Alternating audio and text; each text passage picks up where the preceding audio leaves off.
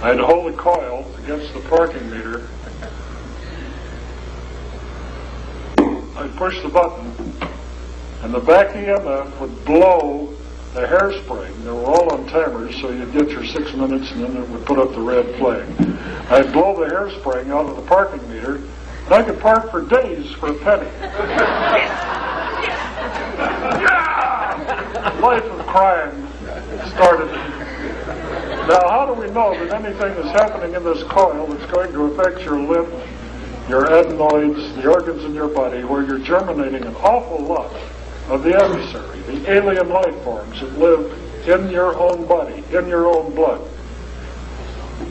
We'll just do this. Oh, whoops, I've got my room key in my pocket, and that's magnetic. It'll wipe out your floppy disks, your credit cards, anything that's magnetic medium, so I won't do it on me right now, but I normally do. Now let's do some magic here.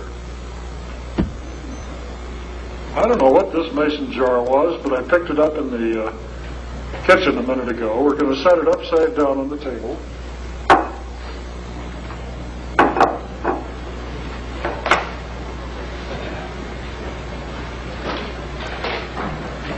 This marvelous scientific device is like the apple that fell on Sir Isaac Newton's head. It happens to be a 1-inch diameter thunder washer. I have tied a string to it because I'm tired of chasing it around the room and on the floor. I'm going to put this washer on this coil.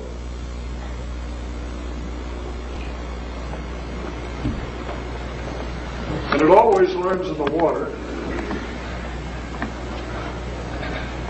Now watch that on 3, Mike. 1, 2, 3. We're going to do it again. I didn't allow quite enough string here, but you got the idea. 1, 2.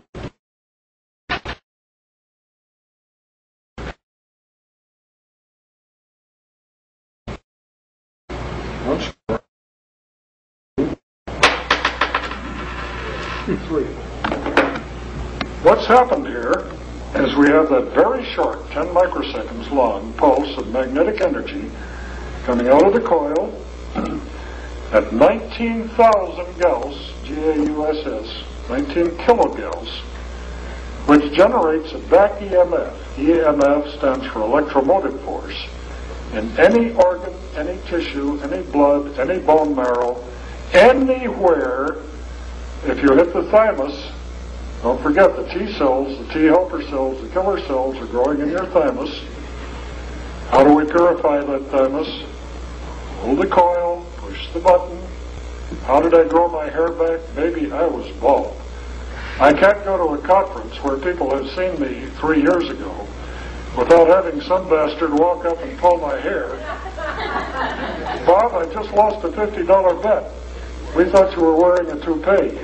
Well, I'm not. I said, well, give me some. I'm the guy that grew the hair back. And all you do there,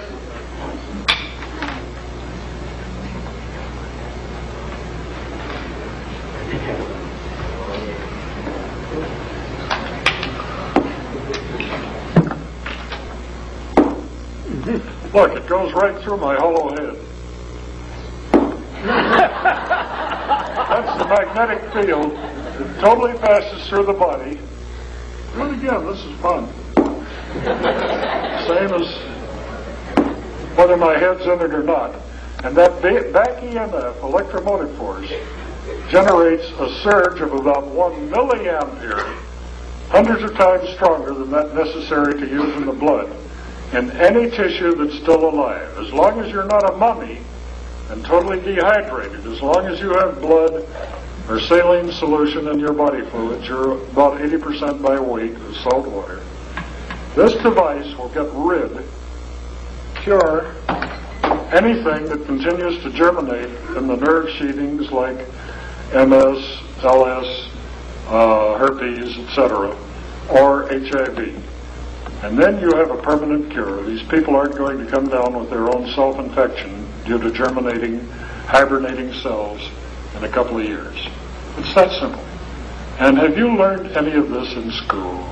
Have any one of you heard any of this from your doctors, No.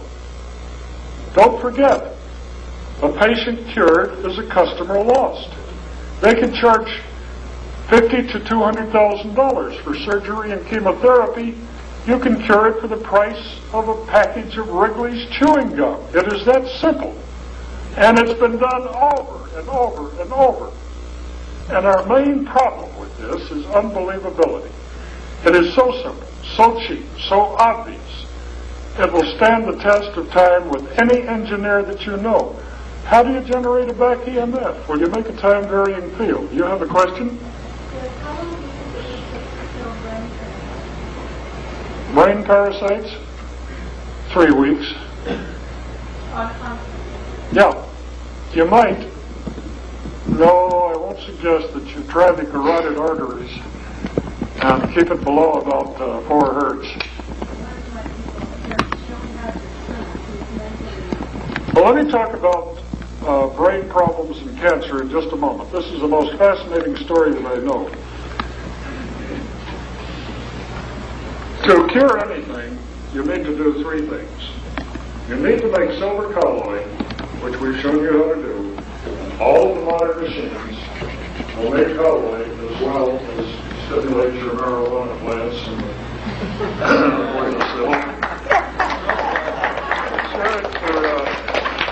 Proposition 215 here.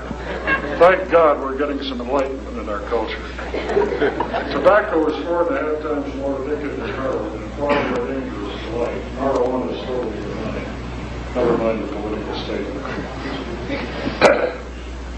Okay, we've showed you how to make colloids. We've showed you how, and we have a circuit diagram. We have 2 of them, in fact. We have the old Model T on page 4, and the latest model on page 10 of the last sheet. Either one of these will work beautifully. We have a parts list. If you don't know what a resistor is, you take that parts list to Radio Shack, put it on the counter, give me one of those and one. Oh, that's a resistor. Well, which end of the soldering iron do you hold? You know, you'll get it done. We'd rather you built your own. You don't have to buy anything. This is the beauty of this treatment. Nobody has to sell you anything, and it works. AZT and DDI and DD, all of these things do not work. Ozone does not work. These hundreds of herbs that are in these clinics do not work. They might detoxify you a little. You might look like you're getting better, but you die, baby. And the hundreds of people we've done on this, about 2,000 actually, are now symptom-free. They're back at work. And this is the truth, and we have the laboratory tests to prove it. You have testimonials? Oh, yes, we have dozens of people who have come forward. In my last lecture, were you there when that guy grabbed the microphone? Oh, man, I'd never seen him before in my whole life. Grabbed the microphone. He says, I'm 80 years old. I'm an attorney. I was given up for dead. My cancer had metastasized into every organ in my limb. I was sent home to write my will and die. That was a year ago. I read about your thing in, I guess it was the Townsend Letter for Doctors. It's been published in PACE. It's been published in Explorer. It's been published in 73s. Dozens of magazines have reported, republished this paper. He said, I built one. After 3 weeks, I was up. He said, I was under intensive care at home. I had a 24-hour-a-day series of nurses coming in. He said, I'm jogging 5 miles a day now. And what did he say? I'm working 16 hours a day to catch up for all the time that I lost when I was dying. And he wanted to thank me and shake my hand. And then they cut off the tape. But that's life. But we've had hundreds of people come forward now. Herpes, lupus, AIDS, hundreds of AIDS patients. And yet the AIDS act up people try to kill me when I go to New York. They offered to burn down the Hotel New Yorker and the Hotel Pennsylvania if they allowed me to speak there to a lot of doctors who'd come there to hear this. And they finally bloodied me, as I mentioned. When I got to the men's room at the New Jersey airport, I was shocked that I had blood running down my face and on my shirt. I didn't think the guy had hurt me. I was sort of the spur of the moment. And I thought, these damn New Yorkers are really cool. Not one person looked me in the eye and said, man, you've got blood on your face.